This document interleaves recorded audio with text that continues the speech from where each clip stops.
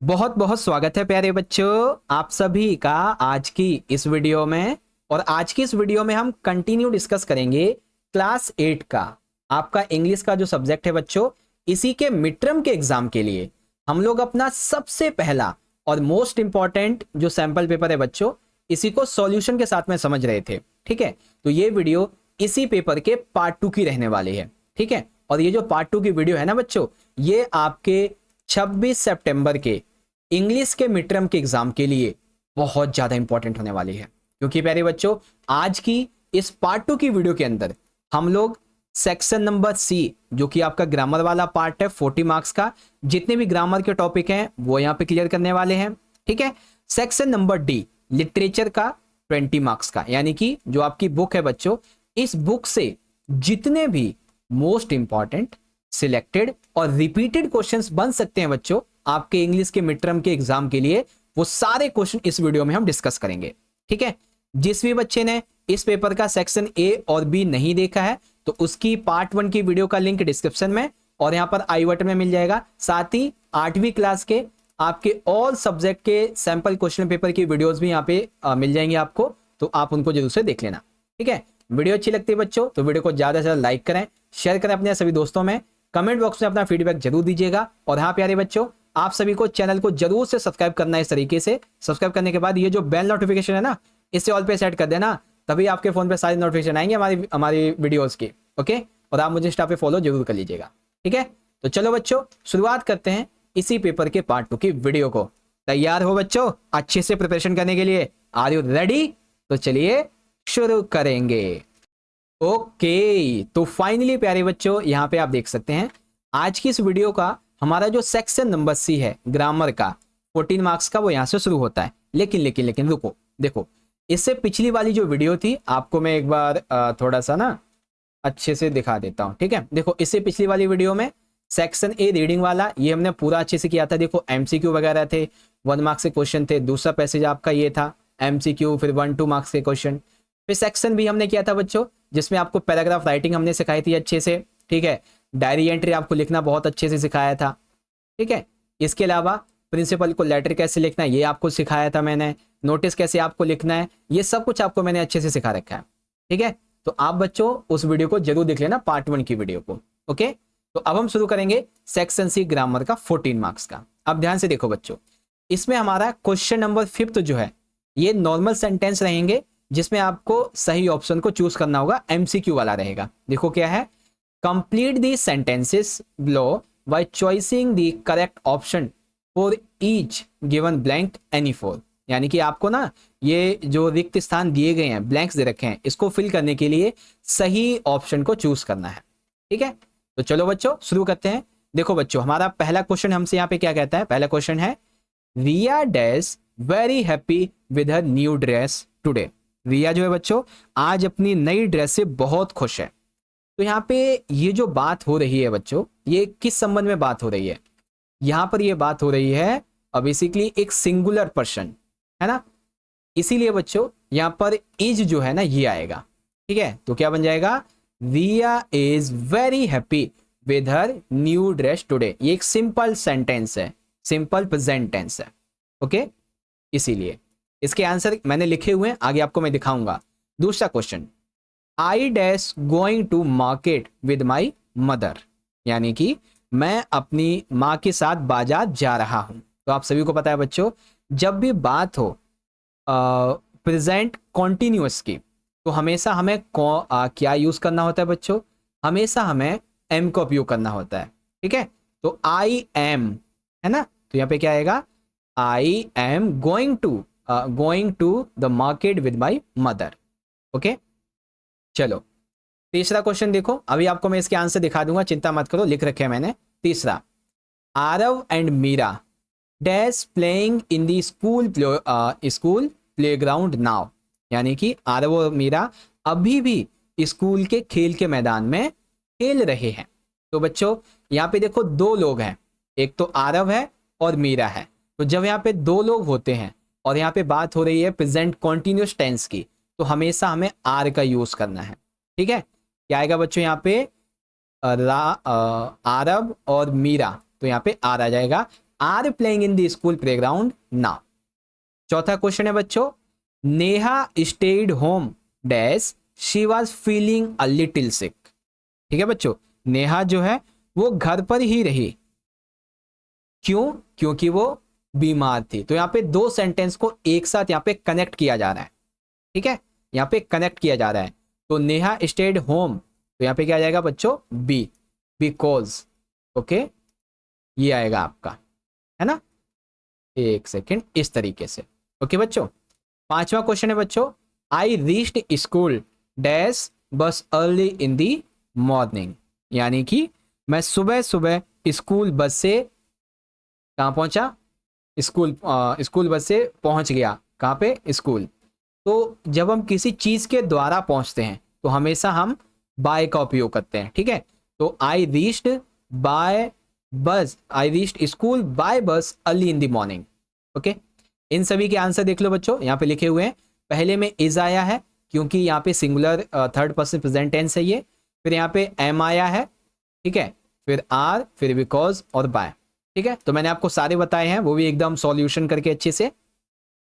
Okay, तो चलो बच्चों, अब हम देखते हैं क्वेश्चन नंबर 6 को। बहुत इंपॉर्टेंट, ध्यान से देखिएगा। ठीक है, देखो, fill in the blanks with the correct modal verb from the table given below. ठीक है, एग्जाम में आपको इस तरीके से टेबल दे दी जाएगी, है ना, और आपको ना 4 क्वेश्चन दिए होंगे, इसमें आपकी मॉडल वर्ब जो है वो लिखी होगी और आपको इसमें से भरना होगा। लेकिन मैंने सीधा सीधा सेंटेंस में लिख दिया है टाइम बचाने के लिए आपका। ठीक है, तो देखो यहाँ पे मैंने 5 ले रखे हैं, 5 सेंटेंस ले रखे हैं, ताकि आपकी जो है ना एक सेंटेंस की और प्रैक्टिस हो जाए अच्छे तरीके से। ओके बच्चों, तो चलिए पहला सेंटेंस देखेंगे। Riya dash complete her homework before going out. यानी कि रिया मस्ट और may complete her homework before going out, यानी कि रिया को अपना जो होमवर्क है वो बाहर जाने से पहले पूरा करना होगा। तो यहाँ पे अगर आप ध्यान से देखें तो ऑब्लिगेशन यानी कि ऑर्डर दिया जा रहा है या किसी जरूरत को दर्शाया जा रहा है कि उसे इस बाहर जाने से पहले होमवर्क पूरा करना होगा। तो जब भी किसी ऑर्डर को, किसी जरूरत को दर्शाया जाएगा तो वहां पे हमेशा मस्ट का उपयोग होगा। किसका? मस्ट का। तो रिया मस्ट कंप्लीट हम homework before going out. Okay, अब देखो दूसरा, Arjun dash speak 3 language fluently. Arjun can और माइट स्पीक 3 लैंग्वेजेस फ्लुएंटली। तो बच्चों देखो, यहाँ पे हम यूज करेंगे कैन का। किसका? हम कैन का उपयोग करेंगे। क्यों? क्योंकि ये किसी की एबिलिटी और स्किल को दर्शाता है। ठीक है, तो ये उसकी एबिलिटी है, स्किल है कि वो 3 लैंग्वेजेस को बोल सकता है फ्लुएंटली। तीसरा sentence, I dash help Priya with her project tomorrow. ठीक है, आई विल और should help Priya with her project tomorrow. तो बच्चों यहाँ पे हम जो मॉडल उपयोग करेंगे वो विल होगा। विल क्यों उपयोग करेंगे बच्चों? क्योंकि देखो जो विल है ना, ठीक है, ये इंडिकेट करता है फ्यूचर एक्शन को और विलिंगनेस को। तो यहाँ पे फ्यूचर एक्शन क्या है कि I will help Priya with her project tomorrow. तो मैं कल प्रिया की मदद करूंगा उसके प्रोजेक्ट में। तो यहाँ पे हम विल का उपयोग करेंगे। शुड का उपयोग हम चाहिए के लिए करते हैं। शुड का उपयोग कब करते हैं? जब हम चाहिए का उपयोग करते हैं। ओके, चौथा point, you dash eat vegetables to stay healthy. और यू शुड और may eat vegetables to stay healthy, यानी कि तुम्हें जो है ना स्वस्थ रहने के लिए हेल्दी वेजिटेबल्स खानी चाहिए, है ना। तो यहाँ पे हम क्या लिखेंगे बच्चों? यहाँ पे उपयोग करेंगे शुड को, क्योंकि शुड जो है ना वो किसी एडवाइस को या रिकमेंडेशन को दर्शाता है। ठीक है, तो जैसे मैंने कहा यू शुड, ठीक है, you should eat vegetables to stay healthy. मैं तुम्हें एडवाइस करता हूँ या मेरी रिकमेंडेशन है कि अगर तुम्हें हेल्दी रहना है तो तुम जो है ना अच्छे हेल्दी जो वेजिटेबल्स हैं वो खाओ। पांचवा, Sameer dash join us for the picnic if he finish his work. May और मस्ट, ठीक है, फिर से मे मस्ट आ गया। देखो, समीर मे और must join us for the picnic if he finished his work. तो बच्चों यहाँ पे हम उपयोग करेंगे मे का। मे का उपयोग इसलिए होगा क्योंकि ये किसी की पॉसिबिलिटी को दर्शाता है। अब यहाँ पे क्या पॉसिबिलिटी है बच्चों कि समीर जो है ना वो हमें ज्वाइन कर सकता है अगर उसका जो काम है वो पूरा हो गया, हमारी पिकनिक में हमें ज्वाइन कर सकता है जब उसका काम पूरा हो गया। तो ये उसकी पॉसिबिलिटी को दर्शाता है कि आ सकता है। तो मे का हम यहाँ पे उपयोग करेंगे बच्चों। ठीक है, तो आपको समझ में आ गया, पहले में मस्ट, दूसरे में कैन, तीसरे में विल, चौथे में शुड, पांचवे में मे। ओके, चलो अब देखते हैं बच्चों क्वेश्चन नंबर 7 को। 7 है बच्चों, डू एज डायरेक्टेड एनी 4। ठीक है, 1 into 4। तो बच्चों यहाँ पे हमें इन्हें चेंज करना है। चेंज कैसे करना है, आ जाओ। देखो बच्चों, हमें पहला सेंटेंस क्या दिया हुआ है, the teacher is explaining the chapter two the students. ठीक है, तो यहाँ पे क्या कहा गया है बच्चों कि शिक्षक जो है वो विद्यार्थियों को चैप्टर पढ़ा रहे हैं। तो ये पढ़ा रहे हैं, ध्यान से देखिएगा, ये क्या है, the teacher is explaining the chapter two the students. तो यहाँ पे पढ़ा रहे हैं, और रहे का मतलब क्या होता है, प्रेजेंट कॉन्टिन्यूस टेंस, क्योंकि यहाँ पे एक्सप्लेनिंग ये वर्ड है। ठीक है, अब हमें इसे पास्ट कॉन्टिन्यूस में चेंज करना है। तो चेंज करेंगे कैसे, द टीचर वाज, ठीक है, teacher was explaining the chapter two the student. तो यहाँ पे हमारी जो हेल्पिंग वर्ब है इज, ये चेंज हो गई वाज में। ठीक है, अब ये क्या बन गया, ये पास्ट कॉन्टिन्यूस, ये बन गया वाज एक्सप्लेनिंग। तो प्रेजेंट कॉन्टिन्यूस में इज एक्सप्लेनिंग था, इसे चेंज किया पास्ट में तो वाज एक्सप्लेनिंग बन गया। ओके, दूसरा सेंटेंस देखो बच्चों, we shall go to park tomorrow evening. ठीक है, तो ये कैसा सेंटेंस है बच्चों कि we shall go to the park tomorrow evening, हम कल शाम को पार्क जाएंगे। अब देखो ये क्या है, हम कल शाम को पार्क जाएंगे। तो यहाँ पे बच्चों सिंपल फ्यूचर टेंस है, कौन सा है बच्चों, सिंपल फ्यूचर टेंस, शैल गो। ठीक है ना, शैल गो ये सिंपल फ्यूचर टेंस को दर्शाता है। अब हमें इसे चेंज करना है किसमें, फ्यूचर कॉन्टिन्यूस में। तो फ्यूचर कॉन्टिन्यूस में चेंज करेंगे तो शैल बी गोइंग हो जाएगा। ठीक है, तो we shall be going to park tomorrow evening. ठीक है, इस तरीके से आप इसे चेंज करेंगे। ओके, तीसरा question, she sings sweet songs in the music class. अब देखो सिंपल सी बात है, यहाँ पे क्या है बच्चों कि वह संगीत कक्षा में मधुर गीत गाती है। तो बच्चों यहाँ पर जो है ना, ये क्या है, ये एक सिंपल प्रेजेंट टेंस है। क्या है, सिंपल प्रेजेंट टेंस है, क्योंकि इसमें सिंग्स एस लगा हुआ है ना, और ये वर्तमान में हो रहा है। तो इसे सिंपल पास्ट में बदल देना है। तो सिंपल पास्ट में बदलेंगे तो हम वर्ब की थर्ड फॉर्म लगा देंगे यहाँ पे। ठीक है, तो she sang sweet songs in the music class, है ना, वह संगीत कक्षा में मधुर गीत गाती थी। यहाँ पे गाती है, यहाँ पे गाती थी, है ना, इस तरीके से। चौथा question, they were playing football in the school playground. तो बच्चों यहाँ पे वर प्लेइंग है। ठीक है, इसको मैं हटा दूं एक बार। हाँ देखो, दे वर प्लेइंग, वर प्लेइंग का मतलब हो गया पास्ट कॉन्टिन्यूस टेंस है ये। ठीक है, तो वो क्या है बच्चों, वो स्कूल खेल के मैदान में फुटबॉल खेल रहे थे, है ना। तो ये पास्ट कॉन्टिन्यूस है, वर प्लेइंग यहाँ पे यूज किया है। चेंज करना है प्रेजेंट कॉन्टिन्यूस में। तो प्रेजेंट कॉन्टिन्यूस में वाज का इज होता है ना, वर का आर हो जाएगा, तो आर प्लेइंग। तो they are playing football in the school playground. Okay बच्चों, ऐसे कर देंगे। अब आखिरी वाला, Rohan said I will complete my homework today. ठीक है, रोहन ने कहा कि मैं आज अपना गृह कार्य पूरा कर लूंगा। इसे रिपोर्टेड स्पीच में चेंज करना है। ठीक है, तो बच्चों कैसे करेंगे, Rohan said that he would complete his homework that day. ठीक है, रोहन ने कहा कि वह उस दिन अपना गृह कार्य पूरा कर लेगा। Directed speech, I will complete my homework today, है ना, ये डायरेक्टेड स्पीच है बच्चों।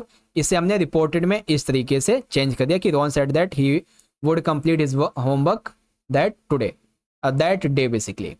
ओके, तो सातवां क्वेश्चन, डू एज डायरेक्टेड, ये हो जाएगा। अब यहाँ पे एक चीज सुनो, एग्जाम के अंदर आपके कंजक्शंस, प्रीपोजिशंस ये भी आएंगे बच्चों। तो आपको मैं ये भी करवा दूंगा, आपको जो 5 पेपर करवाऊंगा ना, सब में आपकी सबकी प्रैक्टिस करवा दूंगा।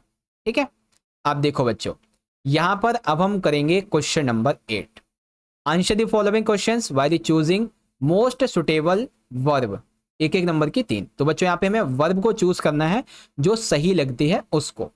ठीक है, तो चलो एक एक करके हम वर्ब को देखेंगे, कौन सी वर्ब कहाँ पे आएगी ये आपको यहाँ पे बताना है। ठीक है, देखो बच्चों, पहला सेंटेंस हमारा क्या है, Riya wanted to join the party she was feeling unwell but और एट, इसमें से क्या आएगा? पहले आप इन दोनों चीजों को समझो। Riya wanted to join the party, तो बच्चों रिया जो है वो क्या करना चाहती है? पार्टी में शामिल होना चाहती है। सी वॉज फीलिंग अनवेल, लेकिन वो अस्वस्थ महसूस कर रही है। तो अब यहाँ पे बट या येट क्या यूज करेंगे? तो बच्चों यहां पर हम जो यूज करेंगे इस फिल्म ब्लैंक में वो होगा बट। बट का उपयोग इसलिए करेंगे बच्चों क्योंकि दो विचारों के बीच विरोधाभास है। एक तो पार्टी में जाना है लेकिन वो जा नहीं पा रही है, क्यों? क्योंकि वो अनवेल है, वो उसको अच्छा नहीं, वो अच्छा फील नहीं कर पा रही है, तो बट आएगा यहाँ पे। ठीक है, दूसरा sentence, Aarav will not leave the house. ठीक है, ध्यान से सुनिए क्या कहा गया है कि आरव घर से बाहर नहीं जाएगा dash his homework is done, जब तक उसका होमवर्क पूरा नहीं हो जाएगा। तो दो सेंटेंस आपस में जुड़ रहे हैं। ठीक है, तो यहां पे हम उपयोग करेंगे बच्चों अनलेस का। किसका? अनलेस का हम लोग उपयोग करेंगे क्योंकि ये एक शर्त को दर्शाता है कि जब तक उसे पूरा ना कर लिया जाए। तो शर्त क्या है कि जब तक होमवर्क पूरा नहीं होगा वो बाहर नहीं जाएगा करके, है ना। आपको आंसर दिखा देता हूं, ये देखो, पहले के लिए बट था, दूसरे के लिए अनलेस है। Unless shows a condition that must be meet, है ना। यहाँ पे टू आइडियाज थे। अब देखो तीसरा question, I spoke softly and Neha could hear me clearly. ठीक है, यानी कि मैंने धीरे से कहा ताकि नेहा मुझे साफ सुन सके। तो ताकि वर्ड के लिए हम सो दैट या फिर एज उपयोग करेंगे बच्चों, तो हम उपयोग करेंगे सो दैट। क्या उपयोग करेंगे बच्चों? सो दैट, क्योंकि ये किसी पर्पस को, रिजल्ट को दर्शाता है। तो मेरा पर्पस ये था बच्चों कि मैंने धीरे से बोला, ठीक है, ताकि नेहा मेरी बात को सुन सके। मेरा उद्देश्य था कि मैं धीरे बोलूंगा ताकि नेहा सुन सके, तो सो दैट यहां पे हम उपयोग करेंगे। ओके, चौथा question, Tanya is friendly helpful. ठीक है, तान्या जो है वो एक फ्रेंडली हेल्पफुल है। ठीक है, तो यहां पे हम किसका उपयोग करेंगे? एंड का और एज वेल एज का। तो बच्चों यहां पे उपयोग करेंगे एंड का, क्योंकि एंड जो है ये कनेक्ट करता है टू सिमिलर क्वालिटीज को। अब देखो टू सिमिलर क्वालिटीज क्या है? तान्या फ्रेंडली भी है और हेल्पफुल भी है, इसीलिए यहां पर हम एंड का उपयोग करेंगे। ओके प्यारे बच्चों, देखो मैं बहुत बढ़िया तरीके से समझा रहा हूं भाई आपको। ओके, पांचवा, Rohan waited quietly until the bus arrived. Rohan बहुत शांति से प्रतीक्षा करता रहा जब तक, यानी कि अंटिल बस आ नहीं गई, है ना। तो अंटिल क्या है बच्चों? ये किसी टाइम और किसी चीज के होने को यहाँ पे दर्शाता है प्यारे बच्चों। ओके, तो इस तरीके से आपका ये वाला भी यहाँ पे पूरा हो गया। तो एक बार आपको मैं दोबारा बता देता हूं, पहले वाले में आपका बट, दूसरे में अनलेस, तीसरे में सो दैट, इसमें एंड और इसमें अंटिल। ओके, ये रहेगा बच्चों आपका। ओके, तो यहाँ पे आपका जो क्वेश्चन 8 है ये पूरा हो गया। इवन अब हमने इस पेपर का अपना सेक्शन सी ग्रामर वाला जो पार्ट है ये पूरा कर लिया बच्चों। बच्चों आपको हम जो 5 सैंपल पेपर करवाएंगे आने वाले 4-5 दिनों में ही, इन सभी के माध्यम से आपकी मिड टर्म एग्जाम की ग्रामर की जो तैयारी है वो भी अच्छी हो जाएगी, और साथ ही साथ ओवरऑल आपकी इंग्लिश की बहुत तैयारी हो जाएगी, बहुत अच्छी, है ना। तो एक बार कमेंट बॉक्स में आप सभी अपना फीडबैक जरूर देना मुझे कि सर आप जो मैं करवा रहे हो समझ में आ रहा है, प्रिपरेशन अच्छी हो रही है। कुछ और वीडियोस आपको चाहिए किसी टॉपिक पे तो वो भी बता देना, ठीक है। चलो बच्चों, अब शुरू करेंगे अपने अगले सेक्शन को, सेक्शन नंबर डी, लिटरेचर, जो कि है बच्चों 20 मार्क्स का। ओके, तो इसमें देखो क्वेश्चन नंबर 29 क्या है कि read the given extract and answer the question that follow any for 1 into 4 marks. Okay, तो बच्चों यहां पर आप देख सकते हैं ये आपका छोटा सा एक पैसेज लिया गया है ना, और इसी पैसेज के संबंध में हमसे कुछ क्वेश्चन पूछे जाएंगे। लेकिन देखो बच्चों, मैं आपको ना एक चीज बताता हूं, एग्जाम के अंदर आपको ना यहां पर 5 क्वेश्चन दिए जाएंगे, जैसे कि मैंने आपको 5 क्वेश्चन दे रखे हैं, लेकिन एग्जाम में आपके ये जो 5 क्वेश्चन होंगे ना ये थोड़े से इजी रहने वाले हैं। ठीक है, थोड़े इजी रहने वाले। मैंने यहाँ पे थोड़े हार्ड इसलिए क्वेश्चन लिए हैं बच्चों ताकि आपकी तैयारी 1 नंबर के साथ साथ 3-3 नंबर की भी होती रहे, क्योंकि एग्जाम में क्वेश्चन 3 नंबर में भी आपके आएंगे, इसीलिए तो हम दोनों तरीके की तैयारी एक ही साथ करने वाले हैं। ओके, तो अगर आप चाहो तो इस पैसेज को पढ़ लो। आप क्या चाहो, हम भी तो चाहते हैं पैसेज को पढ़ना, हम भी पढ़ेंगे भाई, चलो पैसेज को पढ़ते हैं, ठीक है। ओके तो चलो बच्चों इसे पढ़ते हैं अच्छे तरीके से। देखो बच्चों क्या लिखा हुआ है, बिपिन बाबू leaned forward anxiously, विपिन बाबू बेचैनी से आगे की तरफ झुके। As far as I can make out, जहां तक मैं समझ पा रही हूं, said चंद्रा, ये चंद्रा ने कहा। And I think you are of the some opinion, आपकी राय अलग हो सकती है। You must have been to Ranchi, आपको रांची में होना चाहिए था, but due to some unknown reasons, कुछ बिना रीजंस के, the entire episode has slipped out of your mind, कुछ बिना रीजंस की वजह से आपका जो माइंड है उससे वो पूरा का पूरा एपिसोड, एंटायर एपिसोड निकल चुका है। व्हाट आई सजेस्ट, मेरा मानना ये है, मैं आपको ये सजेस्ट करूंगी that you go to Ranchi one second, आपको रांची दोबारा जाना चाहिए। The sight of the place may remind you of your trip, ठीक है। वहाँ का नज़ारा आपको अपनी यात्रा की याद दिला सकता है। दिस इज नॉट इम्पॉसिबल, ये इम्पॉसिबल नहीं है, ये हो सकता है, वापस से आ सकता है। More than that I can not do at the moment, ठीक है, इससे ज़्यादा मैं इस समय कुछ नहीं कर सकता। I am prescribing a nerve tonic and a tranquilliser, यानी कि मैं क्या नाम है, मैं आपको एक नर्व टॉनिक, ठीक है, एक टॉनिक दे रही हूँ, ठीक है, याद दे रहा हूँ, एक ट्रैंक्विलाइजर दे रहा हूँ। स्लीप इज एसेंशियल, नींद बहुत ज़रूरी है। और the symptoms will get more pronounced, या नहीं तो सिम्टम्स, लक्षण और भी गंभीर हो जाएंगे, नींद बहुत ज़रूरी है। Bipin Babu felt somewhat better the next morning, अगली सुबह बिपिन बाबू को कुछ अच्छा महसूस हुआ। आ जाओ बच्चों, शुरू करेंगे क्वेश्चंस के। तो पहला question, why did man stare at Vipin Babu in disbelief, वह आदमी अविश्वास से विपिन बाबू को क्यों घूर रहा था, ठीक है। तो वो जो आदमी था वो विपिन बाबू को क्यों घूर रहा था बच्चों कहानी में, तो आंसर ऐसे लिखेंगे, the man claimed he had met Vipin Babu in Ranchi before, उस आदमी ने ये दावा किया वह विपिन बाबू से पहले भी रांची में मिल चुका है।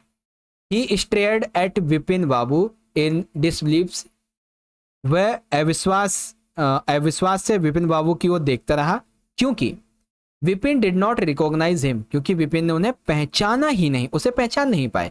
Even after being reminded of their earlier meeting, हालांकि उन्हें उनकी पिछली मुलाकात याद भी दिलाई गई थी, फिर भी उसने नहीं पहचान पाया। ऑन द अदर हैंड, दूसरी ओर, Vipin Babu was just as certain that he had never seen the man before, ठीक है। दूसरी ओर विपिन बाबू भी उतने ही आश्वस्त थे कि उन्होंने उस आदमी को पहले कभी नहीं देखा था, ठीक है। तो ये बात थी बच्चों। दूसरा question, where did Vipin Babu stay he went in October 58, यानी कि बच्चों विपिन बाबू ने बताया कि अक्टूबर 1958 को, ठीक है, 1958 को वो कहाँ गए थे। बच्चों यहाँ पे डेट में थोड़ा सा मिस्टेक हो सकता है, एक बार अपनी ना आप किताब में देखना कि 58 से संबंधित चैप्टर में कौन सी डेट दी हुई है, वही डेट आपकी यहाँ पे रहने वाली है, ठीक है। हाँ 1958 है बच्चों, 1958 है, मिल गया। तो 1958 के उस रात को, अक्टूबर को, वो कहाँ थे बच्चों, है ना। तो इसका आंसर लेना है। तो देखो बच्चों, इसको मैं हटा देता हूँ एक बार। देखो, Bipin Babu said that during the Durga Puja holidays in October 1958, Vipin Babu ने बताया कि अक्टूबर 1958 में दुर्गा पूजा की छुट्टियों में वो कानपुर गए थे। He had been in Kanpur, वो कहाँ गए थे, Kanpur. He was sure that he had not visited Ranchi at all during the time, ठीक है। उन्हें पूरा यकीन था कि वे उस दौरान रांची नहीं गए थे। ओके बच्चों, तो 1958 को वो कहाँ पर थे, वो कानपुर में थे, रांची नहीं गए थे। कानपुर में कब थे बच्चों, दुर्गा पूजा हॉलीडेज के टाइम पे। ओके बच्चों, तीसरा question, how do you think Vipin Babu reacted when he found out the Chunnilal had tricked him, यानी कि बच्चों आपको क्या लगता है कि जब विपिन बाबू को पता चला कि चुन्नीलाल ने उन्हें धोखा दिया है तो उनकी क्या प्रतिक्रिया रही थी, आप इसके बारे में क्या सोचते हो, ठीक है। तो देखो बच्चों, Vipin Babu probably felt guilty for not helping Chunnilal when he need support. यानी कि बच्चों विपिन बाबू शायद उन्हें इस बात का पछतावा हुआ होगा कि उन्होंने चुन्नी लाल की जरूरत के वक्त मदद नहीं कर पाए थे। After discovering the prank he realized Chunni Lal's intention was to teach him a lesson and definitely learn something from it. ठीक है, जब विपिन बाबू को चुन्नी लाल की शरारत का पता चला और चुन्नी लाल का इरादा चला पता कि वो सबक सिखाना चाहता था और उससे कुछ सीख भी मिली उसे, ये चीज यहाँ पे बताई गई है। ठीक है, चौथा question, why did Vipin Babu first hesitated to visit Mr Mukherjee, why did he finally decide to phone him. यानी कि बच्चों विपिन बाबू पहले जो श्री मुखर्जी थे इनसे मिलने के लिए क्यों हिचकिचा रहे थे और आखिरकार उन्होंने फोन करने का फैसला क्यों किया। ठीक है, बहुत ही सिंपल सा आंसर है। देखो बच्चों, Vipin Babu was reluctant to call Mr Mukherjee at first. यानी कि जो विपिन बाबू थे वो पहले तो मुखर्जी को फोन करने के लिए हिचका रहे थे, because he new Mukherjee did not like him very much. उन्हें पता था मुखर्जी जो है उसे अच्छी नहीं उसे पसंद नहीं करता है। He feared being laughed at for asking about a trip he did not even believe he took। ठीक है, उन्हें डर था कि अगर वे उस यात्रा के बारे में पूछेंगे जिस पर उन्हें यकीन नहीं था, ठीक है, कि उन्होंने यात्रा की थी, तो फिर से वो उसका मजाक उड़ाने लगेंगे। स्टिल फिर भी as the confusion grow and he could not ignore the doubt any longer he decided to call Mukherjee to get the clear answer। ठीक है, फिर जब उलझन बढ़ती गई, कंफ्यूजन बढ़ती गई और वे अपने संदेह को नजरअंदाज नहीं कर सकते थे, तो उन्होंने एक क्लियर सॉल्यूशन के लिए, क्लियर आंसर के लिए मुखर्जी को फोन करने का फैसला कर ही लिया आखिरकार। ठीक है, सबसे आखिरी question, had Vipin Babu really lost his memory and forgotten all about trip to Ranchi. ठीक है, यहाँ पे सवाल उठता है कि क्या विपिन बाबू सचमुच अपनी याददाश्त खो बैठे थे और रांची की यात्रा के बारे में सच में सब कुछ भूल चुके थे। तो यहां पर हम आंसर लिखेंगे ऐसे, no Vipin Babu had not actually lost his memory और फॉरगेटन अ रांची ट्रिप। नहीं, विपिन बाबू ने असल में अपनी याददाश्त नहीं खोई थी, नहीं तो वो अपनी रांची वाली यात्रा को भूले थे। The whole situation was a prank planned by Chunni Lal. ये एक प्रैंक था, ठीक है, एक शरारत थी जो कि चुन्नी लाल के द्वारा बेसिकली क्रिएट की गई थी। Who was upset because Vipin Babu had refuse to help him get a job, जो कि दुखी था क्योंकि विपिन बाबू ने उसकी मदद नहीं की थी जॉब को पाने के लिए, इसीलिए ये सब एक नाटक था चुन्नी लाल के द्वारा रचा गया। ओके, तो बच्चों देखो यहाँ पे ये जो मैंने आपको 5 प्रश्न आपके चैप्टर से करवाए हैं, यहाँ से आपके एग्जाम के अंदर कई सारे क्वेश्चन बनेंगे, तो आप इनको अच्छे से याद करके जाना। ठीक है, अब क्वेश्चन 10th, यहाँ पे कहा गया कि आपकी जो कविता है उस कविता से आपको यहाँ पे क्वेश्चन दिए गए हैं, मतलब पहले ये आपको लाइन दी गई है। ठीक है, अब इन लाइन से संबंधित आपसे क्वेश्चन पूछा जाएगा और आपको इसके आंसर यहाँ पे करने हैं। ठीक है, the ant and the circuit, ये जो आपकी पोएम है ना, ये उससे लिए गए हैं। क्वेश्चन आंसर की तरफ बढ़ते हैं बच्चों, सीधे सीधे, ज्यादा टाइम वेस्ट नहीं करेंगे, काफी टाइम हो गया। देखो पहला क्वेश्चन, अच्छा एक चीज यहाँ पर क्या है, यहाँ पर पता है आपको 2 नंबर के 3 क्वेश्चन दिए हुए होंगे एग्जाम के अंदर, लेकिन आपको किन्हीं 2 के आंसर करने हैं, 2-2 नंबर के क्वेश्चन होंगे, बट आपको मैं 4 क्वेश्चन की प्रैक्टिस करवाऊंगा ताकि आप एक ही बार में कई सारे क्वेश्चन कर सको। तो पहला question, who is the main character in the poem the ant and the circuit. तो बच्चों कविता का मुख्य पात्र कौन है इसका, तो बच्चों the main character in the poem is a young cricket who is quite silly and careless. कविता का मुख्य पात्र एक यंग सर्किट है, यानी कि युवा झिंगुर है जो काफी मूर्ख है और लापरवाह है। Unlike the hard working ants the circuit spends his time without thinking about the future. इसके विपरीत चींटियां मेहनती हैं, अपने भविष्य की चिंता करती हैं, जबकि झिंगुर अपना समय भविष्य के बारे में नहीं सोचता है और बिना उसके बिताता है। ठीक है, तो दोनों की विशेषता भी बता दी। दूसरा, when was the circuit happier. तो बच्चों जो झिंगुर है वो कब बहुत ज्यादा खुश होता है, तो बच्चों the circuit was happier during the summer when it was singing and enjoying the warm and pleasant weather. गर्मियों में झिंगुर बहुत खुश रहता है जब वो गाता है, गर्म और सुहावने मौसम का आनंद लेता है.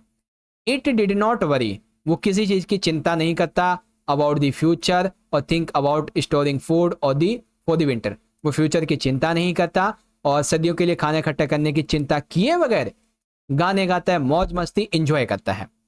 However, लेकिन when winter arrived, it regretted its carelessness and realized the consequences of its actions. लेकिन जैसे ही सर्दी आती है वैसे ही वो पछताता है, उसे पछतावा होता है कि उसने बिना भविष्य की चिंता किए हुए जो कुछ भी किया, आज उसका उसे ये परिणाम भुगतना पड़ रहा है. ठीक है. तीसरा question, what message do you think the poet wants to give through the behavior of the circuit and the ant in the poem. ठीक है, तो क्या मैसेज देना चाहता है पोएट या राइटर? तो बच्चों देखो, the poet wants to tell us that we should not take life lightly and just enjoy the present without thinking ahead. यानी कि बच्चों कविता में कवि हमें यह सिखाना चाहता है कि हमें जीवन को हल्के में नहीं लेना चाहिए, हमें आगे की सोचनी चाहिए, केवल वर्तमान में आनंद नहीं, हमें आगे भविष्य की भी चिंता करनी चाहिए. The second sings all summer without preparing for winter and ends up in travel. ठीक है, समर में वो मस्त एकदम मजे करता है, गाना गाता है, मौज मस्ती आनंद लेता है, लेकिन जब विंटर आता है तो बस वो परेशानी में पड़ जाता है.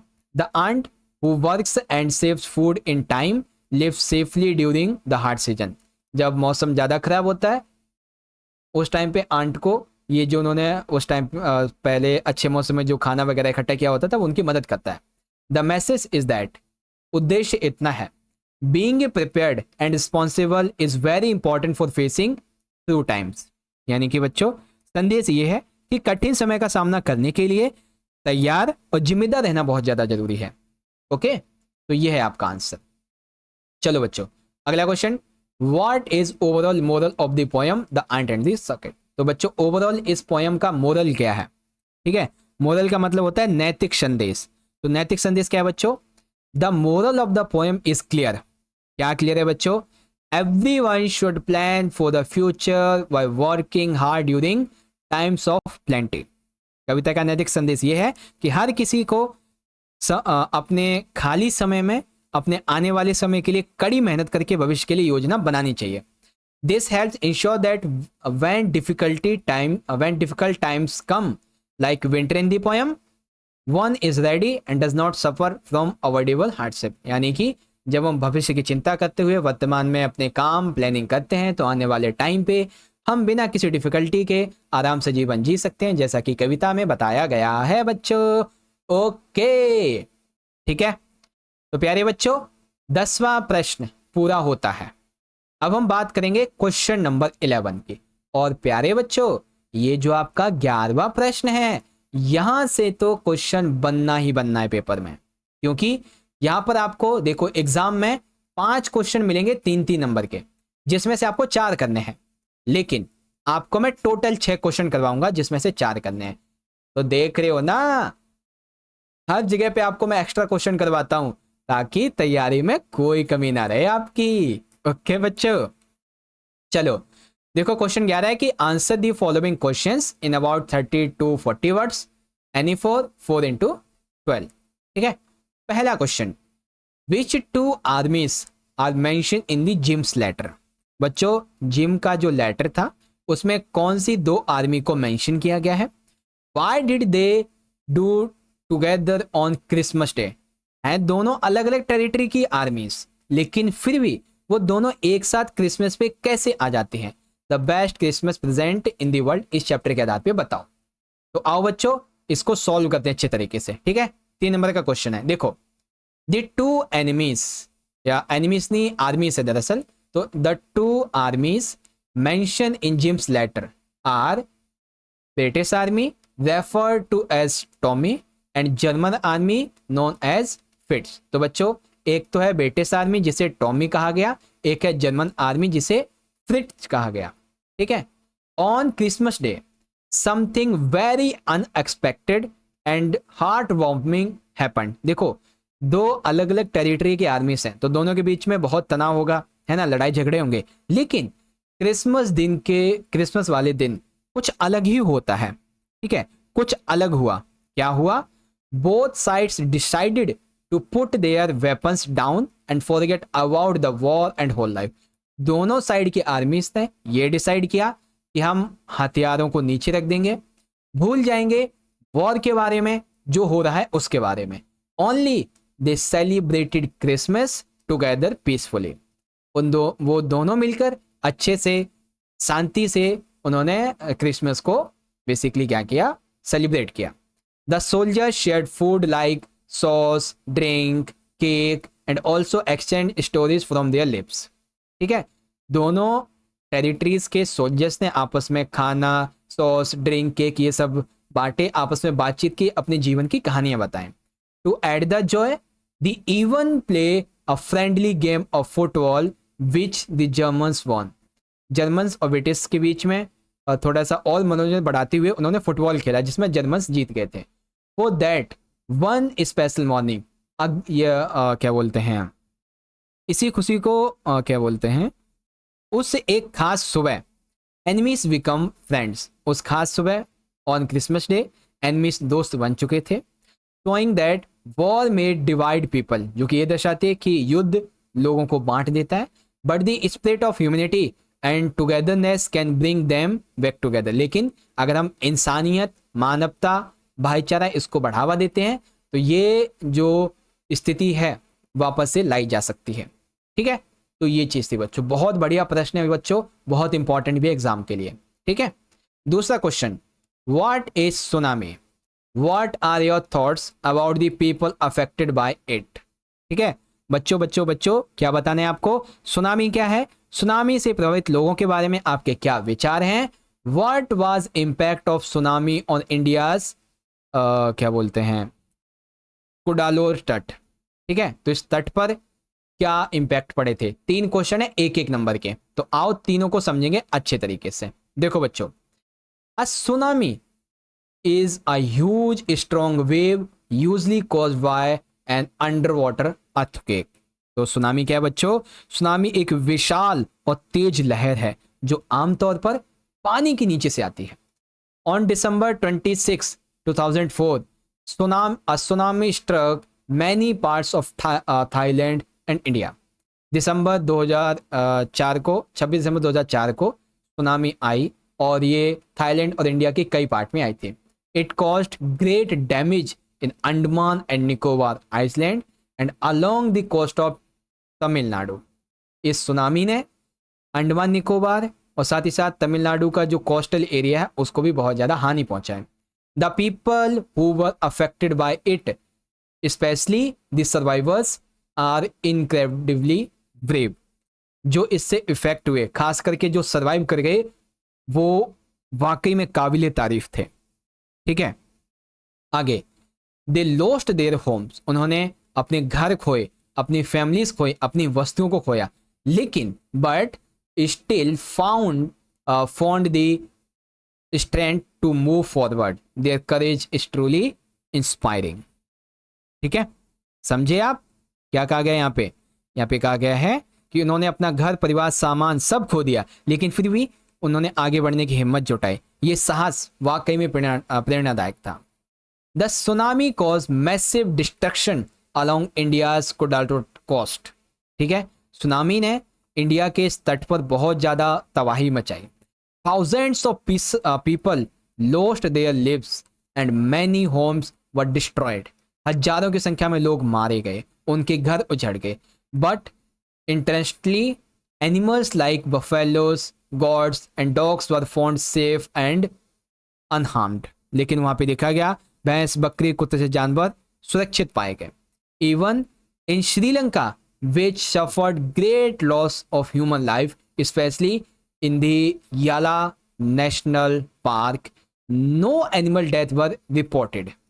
ठीक है, यानी कि यहाँ तक कि श्रीलंका में भी जहाँ मानव जीवन को बहुत ज़्यादा नुकसान हुआ, खास करके याला राष्ट्रीय उद्यान, यहाँ 2 भैंसों को छोड़कर किसी भी जानवर की मौत की खबर नहीं आई, जबकि सुनामी ने उद्यान में घूमने आए 60 लोगों को बहा दिया था बच्चों। ठीक है, तो ये था आपका आंसर। इसमें आपके 3-3 नंबर के 2 क्वेश्चन बन जाएंगे। तीसरा question, the cricket says oh what will become for me, what does he से इट एंड व्हाई। ठीक है, तो यहाँ पे ये जो आपका झिंगुर है, आपका झिंगुर नहीं मतलब झिंगुर, झिंगुर कहता है ओह मेरा क्या होगा, वो ये बात कब कहता और क्यों कहता है, oh what will come for me. ठीक है, देखो बच्चों, this circuit says this line when winter arrives. ठीक है, ये लाइन कौन कहता है बच्चों, झिंगुर। ये पंक्ति तब कहता है जब सर्दी आती है। And it realise that it has no food left. ये बात उसे ये बताती है कि उसके पास में खाना नहीं है। It's cupboard is empty. ठीक है, उसकी जो अलमारी है वो खाली है। The ground is covered with snow. उसका जो ग्राउंड है वो बर्फ से ढक चुका है। And there are no flowers or leaves left to eat. उसके पास कोई फ्लावर्स, कोई पत्ता नहीं है खाने के लिए। The circuit is cold and starving. ठीक है, झिंगुर ठंड और भूख से व्याकुल है। And in description it wonders what will happen to it since it has nothing to survive on. वो बहुत ज्यादा दुखी हताश हो जाता है। वो सोचता है कि अब उसका क्या होगा, क्योंकि उसके पास जिंदा रहने के लिए कुछ नहीं बचा। ठीक है, घर भी एकदम भर चुका है उस बर्फ से, है ना, ये चीज थी।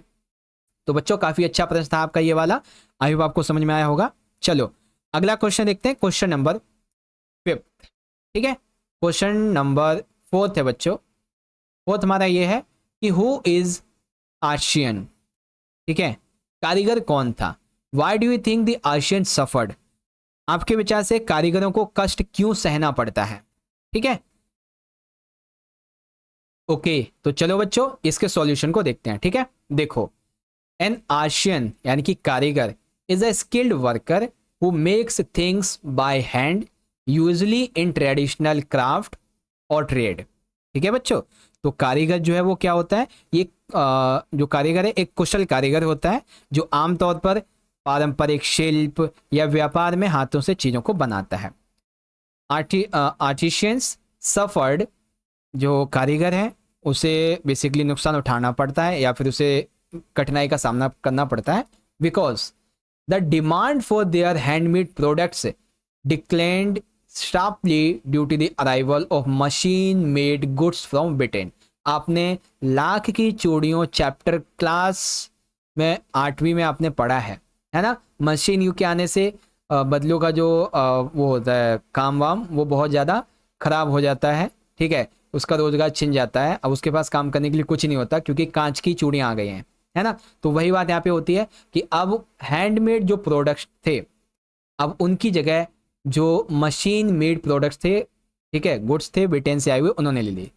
These imported items flooded the Indian markets and were sold widely, which pushed the handicraft goods out of business। यानी कि बच्चों ये जो भारी मात्रा में वस्तुएं आई, ठीक है, इससे भारतीय भारतीय जो बाजार थे ये पूरी तरीके से भर गए, है ना। और जो आम लोग थे, जो दस्तकार हुआ करते थे हैंडमेड बनाने वाले, उनको व्यापार चला गया एक तरीके से। On top of the British imposed heavy taxes on them. ठीक है, ब्रिटिश ने इन पर बहुत ज़्यादा टैक्स लगा दिए। Washing there financial condition and pushing many into poverty. अंग्रेजों ने भारी कर लगा दिए जिससे आर्थिक स्थिति खराब हो गई। कई लोग तो गरीबी में और ज़्यादा इसमें धंसते चले गए। ठीक है, चलो अगला क्वेश्चन है बच्चों हमारा यहाँ पे, what do you think happened after Bipin Babu come to know the truth। आपको क्या लगता है बच्चों, ठीक है, कि जब बिपिन बाबू को सच्चाई का पता चला तो क्या हुआ होगा। Was he angry with his friend for playing such a trick on him। यानी कि बच्चों क्या वह अपने दोस्त से नाराज थे चुन्नीलाल से कि उसने उसके साथ छल किया, प्रैंक किया। और do you think he decided to help a friend in need. और क्या आप ये सोचते हैं कि उसने जो विपिन थे उसने डिसाइड किया कि वो जो है मदद करेगा अपने दोस्त की, है ना। तो आपको क्या लगता है दोनों में से किसी एक पे आंसर लिखो। तो मैं लिखूंगा इस तरीके से, When Bipin Babu discovered the truth behind Chunni Lal's pranks, he likely felt both relieved or slightly upset. ठीक है, यानी कि बच्चों जो ये बिपिन बाबू थे, जब उनको चुन्नी लाल की शरारत प्रैंक का पता चला तो उन्हें एक तरीके से रिलीव्ड भी मिला, राहत भी मिली और थोड़ी सी निराशा भी हुई, अपसेट भी थे। क्यों? देखो, he was glad to know he was not suffering from the memory loss but also a bit annoyed that Chunilal had made him feel so helpless. उसे यह जानकर खुशी थी कि उन्हें याददाश्त खोने की समस्या नहीं है, लेकिन इस बात का गुस्सा था, निराशा भी थी कि चुन्नीलाल ने उसे इतना लाचार बना दिया था, हेल्पलेस बना दिया था।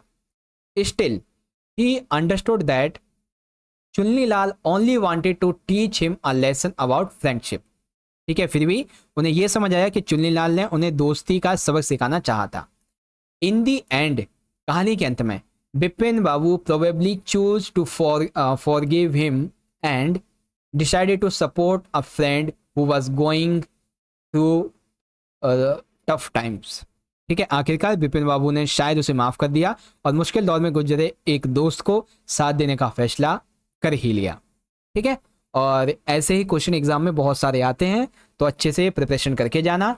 अब आता है सबसे आखिरी question, what is the poem geography lesson about. तो ये जो आपकी पोएम है ज्योग्राफी लेसन, ये किसके बारे में है, इसके बारे में आपको बताना है। उफ, चलो आखिरी क्वेश्चन है, उसके बाद कंप्लीट हो जाएगा हमारा पेपर। ओके बच्चों, खुशी तो बहुत हो रही होगी, है ना। चलो देखो बच्चों, the poem geography lesson by Zulfikar Ghosh describe how the earth appears from different altitudes.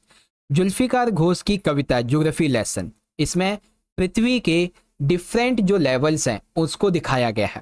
ठीक है, एल्टीट्यूड्स को दिखाया गया, ऊंचाइयों को दिखाया गया है। The poet uses the perspective of a jet aeroplane to observe the layout of cities and landscapes, highlighting the natural logic behind human settlements. बच्चों, कवि ने शहरों और दृश्यों के स्वरूप को जानने के लिए एक जेट विमान के दृष्टिकोण का उपयोग किया है, मानव बस्तियों के पीछे प्राकृतिक तर्क को उजागर करती है इसको। He also questions the human tendency for division, the conflict despite the clear geographical interdependence seen from above. वे ऊपर से स्पष्ट भौगोलिक परस्पर निर्भरता के बावजूद विभाजन और संघर्ष की मानवीय प्रवृत्ति पर प्रश्न उठाते हैं कि आखिर मानव ने अपने आप को क्यों विभाजित कर लिया है। ठीक है, ये चीजें थी बच्चों। ओके, तो आई होप अब आपको यहाँ पे ये सारी चीजें अच्छे से समझ में आ गई होंगी। Well, congratulations. क्यों? क्योंकि प्यारे बच्चों, यहाँ पर हमने अपने सारे क्वेश्चन भी पूरे कर लिए और हमारा पहला वाला सैंपल पेपर पूरा हो गया। ओके बच्चों, पहला पेपर पूरा हो गया है। इसके अलावा आपको मैं कुछ क्वेश्चन दिखाता हूं, ठीक है, जो कि आपके डीओई वाले सैंपल पेपर में दिए गए हैं। तो ये आपके डीओई वाला सैंपल पेपर है, क्वेश्चन ये 10th है आपका। ठीक है, ये आपका क्वेश्चन नंबर 9th है, आप इसे पढ़ सकते हैं। इसके क्वेश्चन यहाँ पे दिए हुए हैं। ठीक है, काफी छोटे छोटे क्वेश्चन है, मैंने आपको थोड़े लॉन्ग करवा दिए। क्वेश्चन 11th में देखो बच्चों कितने सारे क्वेश्चन है, इसकी प्रैक्टिस करना अच्छे से। ठीक है, और बाकी मैंने आपको यहाँ पे सॉल्यूशन तो करवा ही दिया है। आई होप आपको जो भी मैंने यहाँ पे क्वेश्चन बताए हैं ये आपको बहुत अच्छे से समझ में आए होंगे। सारे के सारे जितने भी आपके क्वेश्चन थे सेक्शन नंबर सी के हों, चाहे वो आपकी वर्ब वाले क्वेश्चन हो, ठीक है, डू एज डायरेक्टेड के क्वेश्चन हो, मॉडल वर्ब के क्वेश्चन हो, या फिर आपके ये एमसीक्यू वाले क्वेश्चन हो, सब आपको समझा दिया है। ठीक है, ओके, तो इस तरह से प्यारे बच्चों पहले वाले सैंपल पेपर का हमारा जो पार्ट 2 है बच्चों, सेक्शन सी ग्रामर का ये भी पूरा हो गया और सेक्शन डी लिटरेचर का ये भी पूरा हो गया। ठीक है, अब आप सभी बच्चों को ये वीडियो अच्छी लगी है तो ज़्यादा से ज़्यादा लाइक करें, अपने सभी दोस्तों में जरूर इसको शेयर कीजिएगा, कमेंट बॉक्स में आप सभी अपना फीडबैक जरूर देना। और बच्चों सबसे जरूरी बात, चैनल को सब्सक्राइब करके इस तरीके से आपको बेल नोटिफिकेशन को ऑल पे सेट कर देना, ताकि जब भी हम नई वीडियो अपलोड करें तो आपके फ़ोन पे नोटिफिकेशन आ जाए।